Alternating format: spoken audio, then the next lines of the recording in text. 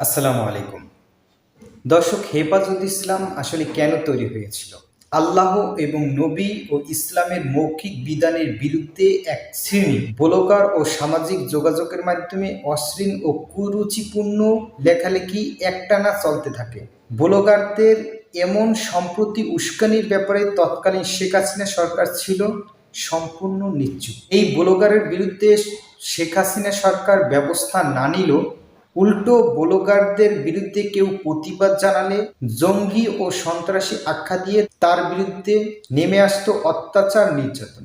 এমনই এক প্রেক্ষাপটে মুসলমানদের ঈমান আকিদা রক্ষায় এবং ইসলাম অবমাননাকারীদের বিরুদ্ধে 2010 সালে হেফাজত ইসলাম নামে একটি অরাজনৈতিক সংগঠন আত্মপ্রকাশ ঘটে। সে সময় ইসলামী বিদ্বেষী কথাবার্তা ব্যাপকভাবে চলতে থাকে। এই প্রতিবাদ হেফাজত ইসলাম বড় বড় সমাবেশ করে এর প্রতিবাদ জানাতে থাকে এবং তখন শেখ হাসিনা সরকার হেফাজতের বিরুদ্ধে বিভিন্ন ব্যবস্থা নিতে থাকে। জামাত নেতা আব্দুল কাদের মোল্লা সহ অন্যান্যদের ফাঁসি নিশ্চিতের দাবিতে শাহবাগে গণজাগরণ মঞ্চ গড়ে তোলা হয়, যার পৃষ্ঠপোষক ছিল স্বয়ং শেখ হাসিনা। গণজাগরণ মঞ্চের নায়ক হিসেবে নির্বাচন করা হয় ডাক্তার ইমরানের সরকারকে। তখনকার সময় ইমরানের সরকারের এত ক্ষমতা ছিল, শাহবাগে গণজাগরণ মঞ্চে বসে ইমরানের সরকার যা নির্দেশ দিতেন সচিবালয় সহ সর্বত্র তা পালন করতে বাধ্য থাকত।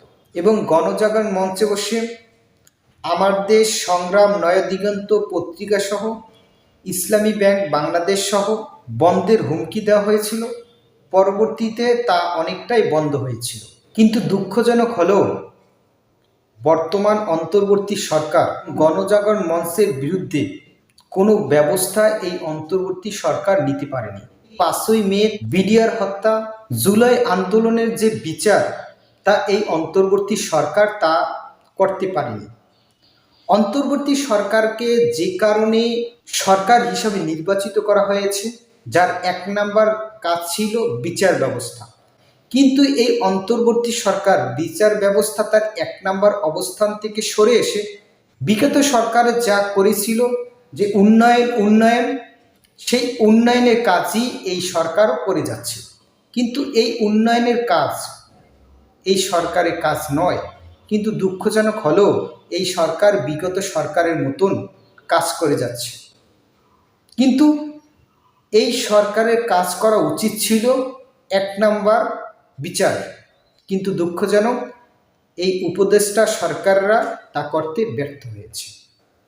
শুধু বিচার করতে ব্যর্থ হননি, প্রকৃত অপরাধী তা শনাক্ত করতে এবং তাদেরকে গ্রেপ্তার করতে এই অন্তর্বর্তী সরকার ব্যর্থ হয়েছে।